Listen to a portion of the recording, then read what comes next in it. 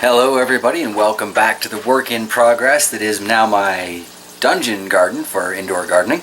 Not a whole lot growing on down here, but I have made a few changes. I got a couple extra things in that EuroGrower, so let's take a quick look. I have gone and done a little traditional overplanting. I took the rest of those yard fatales that did decide to sprout a little bit and put them in to the garden here. This is a pumpkin that was sprouting inside a pumpkin, so I figured I'd give it a grow. We'll see how it does downstairs. I'll have to hand pollinate anything, but a dungeon grown pumpkin would be a very interesting thing. We've got another little fatale over here that popped up. It's doing its best. And back here I put in some Carolina Reaper seeds. I still had 2 left that were sent to me. They sprouted just a little bit, so I put them in there, and we're going to hope for the best. And up here I got some crimson reds that sprouted, so they're in there now. We've got a sweet basil cutting. Hasn't fallen over and died yet, so that's promising. That's promising indeed. You'll notice the purple basils are not here, because they did fall over and die. But that's life, that's life. It's going to be really interesting to watch these little tiny plants grow. Be nice if you focused, camera. Yeah. And like I said, there's definitely some overplanting going on. There's 3 in each of these here. There's probably a dozen crimson red seeds in there. There's 2 of the Carolina Reapers in there. Yeah, a little standard bear behavior there. Obviously going to have to move that pumpkin sooner or later. But I figure since I've got this shelf space sitting here and I can now easily adjust the lights. Oh yeah, I made a change. I finally got a couple of hooks instead of that screw, so now I can just adjust the chain 1 link at a time, get the heights that I prefer. Still haven't gotten a second shop light, but I'll be doing that for that one too. Anywho, let's take a look at the plants that I brought down for the shelf and adjust the light. Oh, these crates are darn useful, aren't they? So we got, what, a Dieffenbachia here, we've got a sage, I think this is another sage here in the corner. Got 2 little tiny rosemary plants that weren't doing very well on the windowsill. We've got the oregano that seems to be doing alright, but 24-hour light probably be better. This is the basil we took that cutting from. And that is a little tiny coffee tree, so time to put them on the shelf. Well, like most things in my garden, that really didn't end up how I was originally thinking. I like the light just plain better this way. Well, I've only got the one, and it's not like they're really blocking anything from the seedlings at the moment. So I did raise that up a couple of links, but only 2 of them ended up on the shelf. Just the Dieffenbachia and a very sad looking sage. Hopefully this will help it perk up a little bit. Be very nice. Very nice indeed.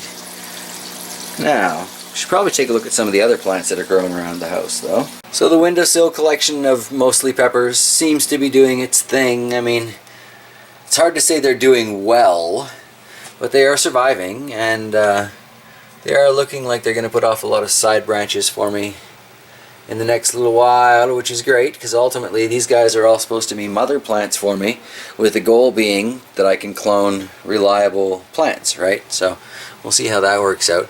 In the middle here, we've got some Venus flytrap seeds that I finally started a couple days ago.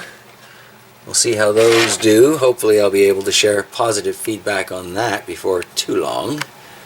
And of course out there we've got that white stuff. Yeah. And looking in on the house plants, most things are doing fairly well.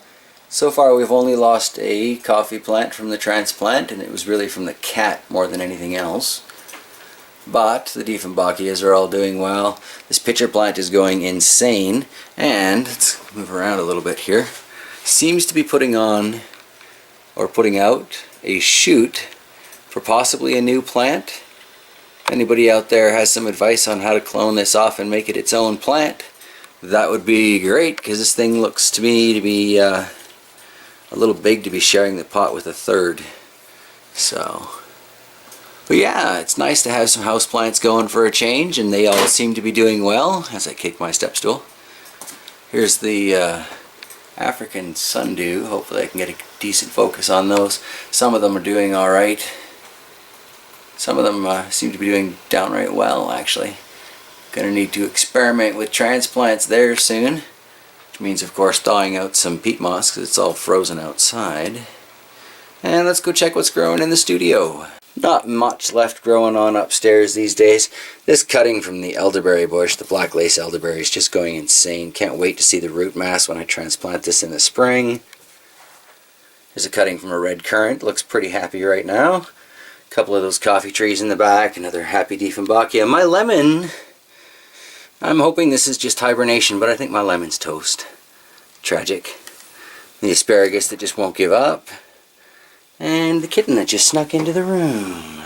Here you can see the avocado. I've had a couple leaves fall off lately, and this one's not looking too happy either, but otherwise, this thing seems to be doing alright. Got a little bit of aphids on it from the pepper plants next door. There's that one sand dollar. It's just going nuts. It seems to be just fine with the light from the shop light, so that's cool. The last 3 survivors of the transplants. Really should harvest those peppers off that thing. So it was suggested to try banana peels to get rid of the aphids. Just put them around the bottom of the pot. And you know what's cool is that does seem to work, and it does seem to have long-term effects. This one didn't have hardly any banana peels put in it. And this one, on the other hand, was 4 square all the way around the base of the plant. And while it does have some aphids on it now, I mean, look, it's being showered with them, so it can't really help it, but they don't seem to stay on there for long as compared to the one next door that only had a few, and the one in the back here that didn't have any. So I'm going to get some more bananas and try putting some banana peels on the soil of all 3 of these. See if we can get rid of these guys long term. That'd be nice. And I guess that's where I'm going to wrap up this week's midweek visit. I hope you all are having a fantastic week, staying safe out there. Whether you're up here in the cold or down south where it's just getting warm, you know, either way. Stay bundled or stay hydrated, right? So you gotta love a global community, you know? Anywho, that's about enough of that. I'm going to let you all go. Have yourselves an absolutely fantastic week ahead, folks. Take care.